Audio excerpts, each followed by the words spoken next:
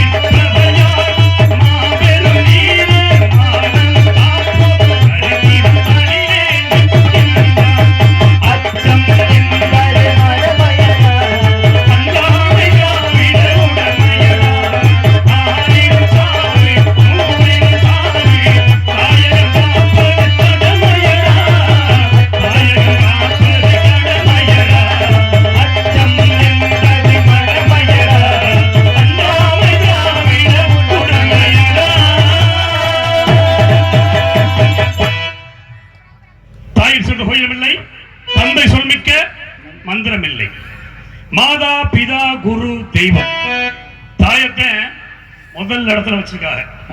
ஆனா நம்ம என்ன பண்றது தெரியுமா? முதல் இடத்துல இருந்து போறது இல்ல, மேல இருந்து அப்படியே கீழே வந்துடுறது. முதல்ல கோயிலுக்கு போறது, அப்புறம் தகப்பன் பேச்ச தட்டிடுறது, தாய் பேச்ச சுத்தமாக கேட்கறது இல்ல. தாய் தகப்பன் பேச்ச கேட்காத எல்லா பிள்ளையும் தருதல பிள்ளையாத்தான் போகும். ஒரு தகப்பன் ஒரு பிள்ளைய வையிறேன் அப்படின்னா எதுக்காக வையிறேன்? நல்லபடியா வாழணுங்கிறது, நல்லா வாழணும், நம்ம பிள்ளை நல்லா இருக்கணும் அப்படின்றதுக்காகத்தான் தகப்பன் பிள்ளைய திட்டுறது. அதே மாதிரி தாய் சொல்ற வழி என்ன தெரியுமா? அப்பா வர்றதுக்குனால சோற போட்டு வச்சு உங்க அப்பா வந்தா வைவார அடிப்பாரா அப்படின்னு ஒரு பாசத்தை காட்டி வளர்க்கிறது தாய். ஆனா அந்த தாய இருக்கும்போது என்ன செய்யணும்? நல்லபடியா பாத்துக்கணும். தாய் இருக்கும் வரை நம்ம கண்ணும் கருத்துமா தாயும் தகப்பனையும் பத்திரமா பாத்துக்கிறணும்.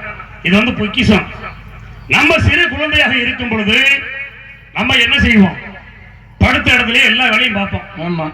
சிறு குழந்தைகள் தாயும் தகப்பனும் அதை எந்த விதமான ஒரு மன கஷ்டமும் இல்லாம ஒரு பெத்த பிள்ளைகளை எப்படி வளர்க்கிறார்களோ அதே மாதிரி தாய்க்கும் தகப்பனுக்கும் வயசாயிருச்சுட்டா அவர்களும் பழையபடி குழந்தையாக மாறி விடுவார்கள். அப்படி மாறும் பொழுது தாயும் தகப்பனையும் எப்படி பார்த்துக்கிறேன்னு நம்மளை எப்படி சின்ன வயசுல அவங்க பார்த்தார்களோ அதே மாதிரி தாயும் தகப்பனையும் நம்ம பார்த்துக்கிறோம். ஒன்னும் தகப்பனுக்கு நீ கோயில் கட்டு, தாய்க்கு கோயில் கட்டு அப்படின்னு யாருக்குமே சொல்லல. தாயும் தகப்பனுக்கு நீ என்ன சாப்பிடுறியோ அதை கூட போதும். ஆமா, ஏன்னா இளைஞர்கள் எல்லாம் கொஞ்சம் இருக்கிறதுனால இந்த கருத்துக்கள் எல்லாம் சொல்ல வேண்டியது காலகட்டாயம். ஏன்னா முதல்ல தாய் தகப்பனை பார்த்தாங்க, இப்ப எல்லாம் தாய் தகப்பன் பேச்ச கேட்கறது கிடையாது. சிறகு முளைத்து விட்டால் பறந்து செல்கிறது பறவைகள். அப்படி ஆயிப்போச்சு. அப்படியெல்லாம் போகாம நம்ம எப்படி வாழணும், எப்படி இருக்கணுமோ அதே மாதிரி இருக்க வேண்டும் என்று சொல்லி கூறிக்கொண்டு தாயை பற்றி புகழ்ந்து பாட வேண்டும் என்றார். தாய் இல்லாமல் நான் இல்லை, தானே எவரும் பிறந்ததில்லை, எனக்கு ஒரு தாய் இருக்கின்றார் என்றும் என்னை காக்கின்றார். தாய் இல்லாமல் நான் இல்லை, தானே எவரும் பிறந்ததில்லை, எனக்கு ஒரு தாய் இருக்கின்றார் என்றும் என்னை காக்கின்றார்.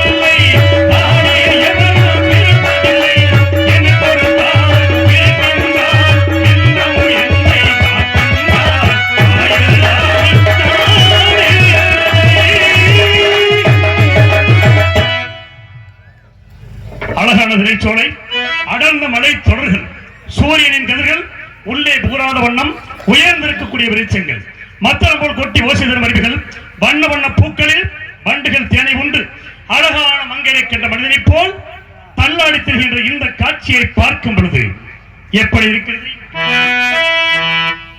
காற்று வாங்க போனே ஒரு கவிதை வாங்கி